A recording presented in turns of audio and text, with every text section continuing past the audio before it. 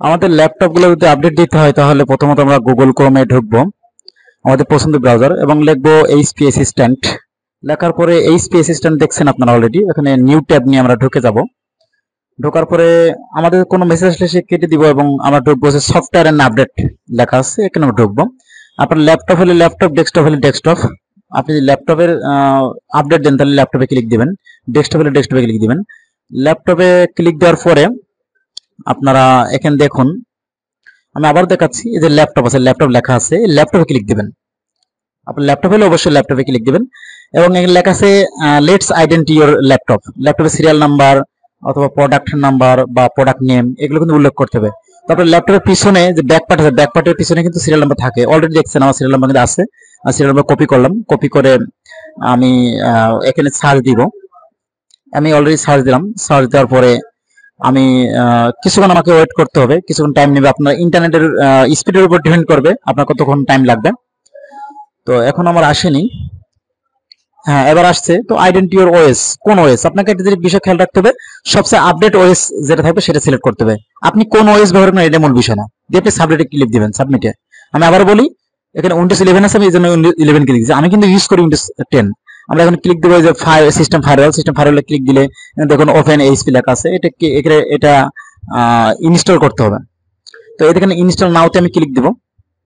Install নাওতে click দেওয়ার পরে আমাকে নেক্সটে ক্লিক দিব এবং আই অ্যাকসেপ্টে ক্লিক দিব, নেক্সটে ক্লিক দিব। নেক্সটে আপনাকে কিছুক্ষণ ওয়েট করতে হবে, কিছুক্ষণ আপনাকে ওয়েট করতে হবে। এখন আপডেট এবং ক্রিয়েট রিকভারি ইউএসবি, আমি আপডেট দিব। আপডেট পরে এখানে সিস্টেম এইচপি সিস্টেম ফায়ারওয়াল, ওখানে ক্লিক দিব।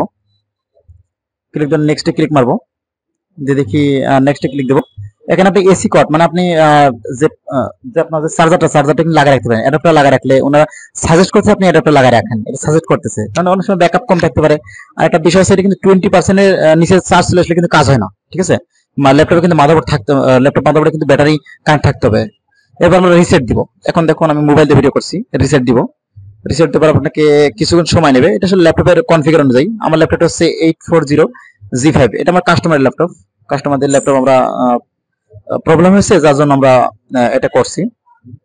আমরা এটাকে 22 রিসেট করেছিলাম, এটাকে ডিসপ্লে আসতো না, এই প্রবলেম হতো, যার জন্য 22 রিসেট করেছিলাম এবং 22টা আমরা ভালোভাবে আপডেট দিচ্ছি।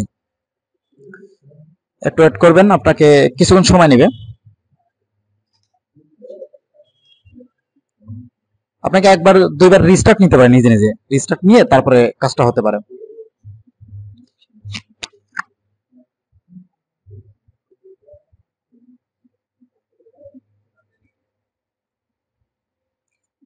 এটা আরো সময় নেবে আরো।